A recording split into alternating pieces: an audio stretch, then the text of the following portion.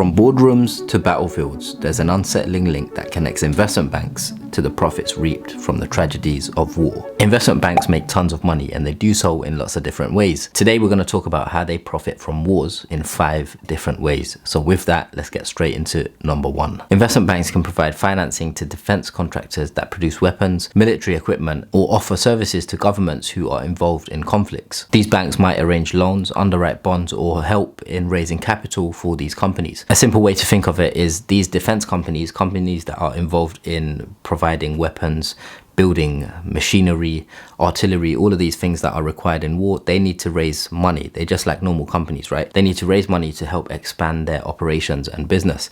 As a result, they'll go to investment banks, and the investment banks will help them raise the capital that they need in exchange for a fee. And so the investment banks get a fee for advising on the best way for these companies to raise capital. All right, the next way is underwriting government debt. During times of war, governments might need to raise funds in order to finance their military operations or reconstruction efforts. Investment banks can underwrite government debt such as war bonds or treasury securities, earning a fee for facilitating these transactions. So when a government wants to raise money, it is going to issue bonds. Whoever buys the bonds gets the bond, and they give their cash to the government. Government says, we'll give you your money back at a future date, and we'll give you interest between now and then to accommodate you for the opportunity cost that you're missing out on giving us your money.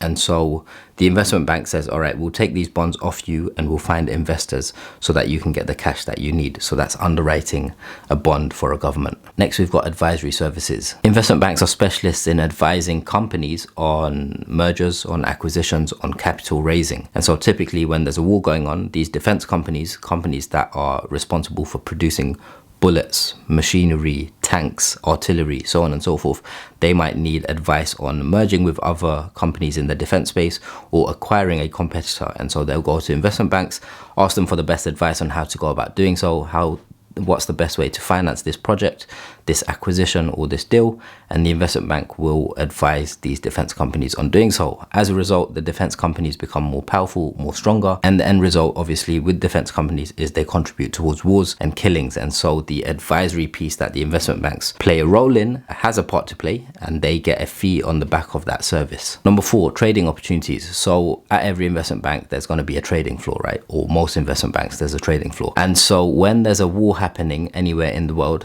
the markets within that region, or all over the world actually, are going to be more volatile because wars impact the price of currencies, they impact the price of commodities like gold and cattle, so on and so forth, and they impact the price of stocks of defense companies, for example. And so there's a lot more volatility in the markets, and so a lot of investment banks traders see this as an opportunity. All right, so there's a war in this region, it's going to impact this commodity or this currency or this stock, and so how can we make the most of this, irrespective of, who's dying, how many people are being killed, the outcomes of the war.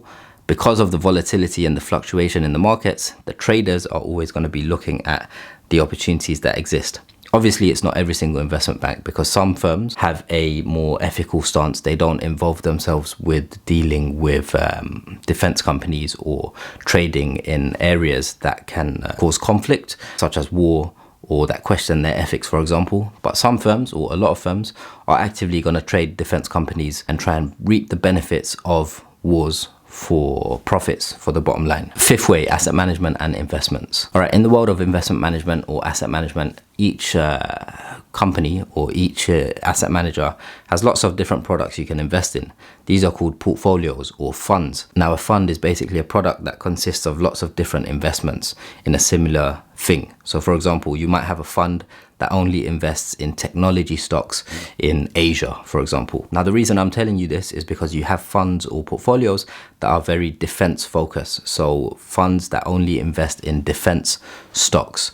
And so when there's a war, you would expect these funds to go up in value, because these companies are going to be getting more and more investment, because they are going to be more and more popular, because they are contributing to a war. And so these portfolios are going to see more of an investment. The portfolios are going to grow, likely because the stocks are increasing, the value of the portfolio increases, and so the asset manager gets a better return for its investors. And that's how asset managers with defense-focused funds tend to contribute and profit from wars. I'll give you a bonus here: insurance and risk management. So whenever there's a war, a lot of investment banks will actually be selling insurance or hedging strategies to governments and corporations corporations in these conflict zones, because it's in the interest of the government or the companies to get insurance in case something happens to them, and the investment bank is taking the other side of that risk because they're gonna get a premium for the insurance, but if something does happen, they have to do a huge payout. So there's risks on both sides, but investment banks aren't silly. They're gonna take calculated risk, and so if it works out, that's another way that they profit from conflicts and wars. If you made it to the end of the video, hopefully you've learned something. Thank you for tuning in, and I will see you